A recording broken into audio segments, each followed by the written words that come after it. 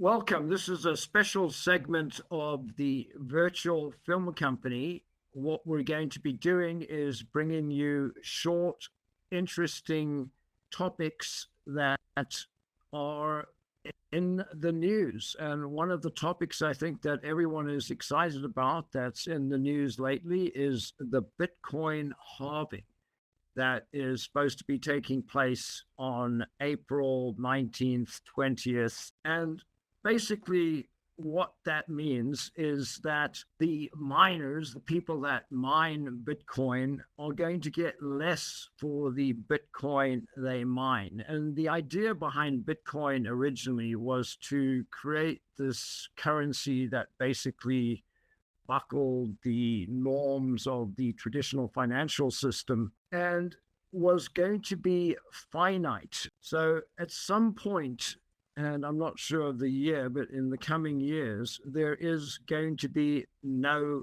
Bitcoin anymore. And so this halving is interesting in that, again, miners will get less. I think it's going to result in the consolidation of mining services because obviously, if you're getting less, really can't. I mean, there used to be a time I Yeah, remember when you could actually mine Bitcoin on your personal computer, but that times have yeah, but the changed thing a too lot is since then. when you're talking about Bitcoin, one of the things that I think possibly hurts it for the long term now becoming the EFT is you have other coins that are actually providing utility services. And the utility function that Bitcoin has, I don't know, it seems like it's limited. Right, there is no real utility. The thing, however, is that the scarcity of it and the fact that, it was really the first of its kind. And, it's a very interesting thing. As I've said before, I mean, you're basing a lot of money or investing a lot of money, as I've spoken to people before that, really didn't understand the fact that if you put in, $100,000, for instance, into Bitcoin and it goes down to zero, you lose it all. Where, if you put $100,000 into a property, although these days you're not going to get much of a property for 100,000, but you can't really lose it all. It's not just, you're not going to one day walk up to the lot and not see the house there. It's a Yeah, tangible I, asset. It's something real. it's So, true. It's true. I think I do see everybody wanting to jump into the Bitcoin because it's a known currency, but I think they could run into the same problem with Google. Google, when it first came out, was revolutionary. This is you could search, you could buy things, and I remember it was a whole process to even get people to trust to buy products on the internet, which they eventually obviously have. And now you've got other companies that are doing it and some doing it much better. You take an Amazon, I mean, if you wonder which two are succeeding when it's coming to selling products, I would argue that Amazon has far surpassed it. So just because they're like the only known one right now does not mean for the long run that they're going to be the top dog. well, that's obviously what everyone hopes in, the crypto field that, every other crypto token that's out there. I mean, if you look at these halvings, and I believe there's have been three halvings previously, after every halving, the Bitcoin price actually rallied. And so, people are expecting that, but there's always rumors too that some of these other tokens, for example, SHIB and Doge, are going to rally as well. And, I mean, that's the hope, right? Is that, I mean, there's a day when, I remember when Bitcoin was like $32 a Bitcoin, somewhere around there. And Yeah. I mean, you just look at, to me, I look at it as it's scary. The beginning of the year, it was at a price in the 30,000s and it is like up to it's been in the 70,000s. Like to me, this shows me a very volatile, people can want to champion this all they want and yet, it's like the stock market. people championing these gains, but in the same sense, if some people with the whales, if they pull all their money out, it looks good on paper right now, but when that money is not there, I don't know. It's very interesting because you take the people with money, if they pulled it all out right now, they would be making a huge amount of money, a huge amount of profits, and then they can show that at the end of the year, look how much money we made this year, and we made X amount of percentage on your money. And I don't know.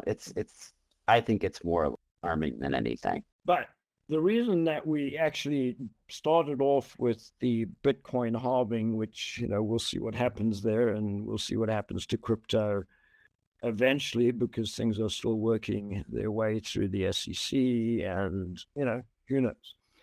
But in the meanwhile, as Eric said, there are some tokens out there that have utility. And one of the areas that we're seeing this that's of interest to filmmakers is Film 3, which really is the extension of Web 3, which is, the crypto web, if you will, extending into film.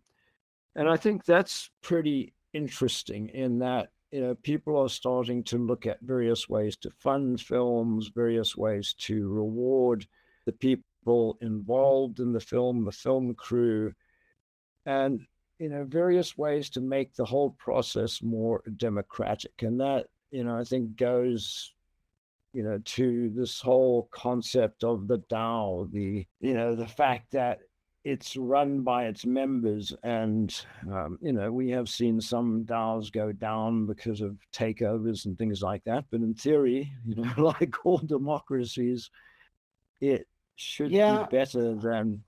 I think this is amazing, John, because there's so many talented film people out there. And now is a great time for you to have some of these chiefs teach the younger generation as well, working with technology. And I feel like you see the super high budget, and then there's always been traditionally the super low budget.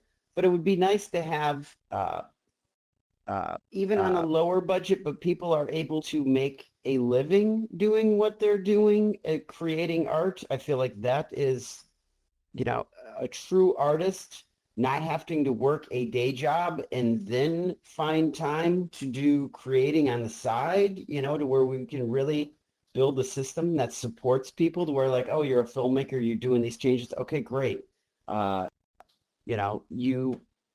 can do it. And I feel like this is going to provide people with that. And then, what can kind of be created? You're seeing with AI and, some of these programs with them being able to assist you, the motion capture, that's all getting there as well. I really do feel like the ability to be interactive, engaged with this, where things are going, it's very powerful. And these are the kind of causes that need to be supported because they're the future. Yep, for sure. Chris, any thoughts? Well, I think for me the most important or most interesting part here with Film 3 and crypto or blockchain, whatever, in filmmaking is the question, how is, for example, the new type now of filmmaking from prompts, for example, AI filmmaking, going to be integrated, let's say, into this idea of a blockchain in the film market? Like, it could be very interesting when you think about a lot of people contributing prompts and maybe also create their own models that they train for certain types of movies, maybe in the future. I don't know how that will be, and then they could put that onto the blockchain and say, if you use my part of the model of my training data, whatever, I can get contribution because everyone knows exactly you took for this film that was made, you took this part of the model that I trained and so on, and you generated 10 shots with it and stuff like that. So I think there is a lot that can help to make films and make it a more democratic process. Today, it's so expensive basically that you have a studio system, or you have systems like Netflix or Amazon or whatever big companies that are producing series and films. Here in Germany, we have big stations that are basically funded by taxes. And I guess if we want more versatility, we will have to get more open and more democratic in the process. Good. Thank you. Well, I think that wraps this segment up. As I say, we are the Virtual Film Company. Check us out on @Virtual Film Company on YouTube. And we're going to be bringing you these specials on fixed topics, I suppose is a good way of putting it. And today we talked about crypto and Film 3, democratizing filmmaking. So thank you for joining us. We are the agents working with models, working with technology here in the future, in the metaverse. You're seeing right here how it's all being implemented right now. You know, at some point, we're going to be able to be in here in headsets, and you'll be able to see our hands moving and head moving with really engaged in the environment. And we're just working with tech right now, and it's getting there. So, boom, here we are, the Virtual Film Company in the metaverse. Beam me up.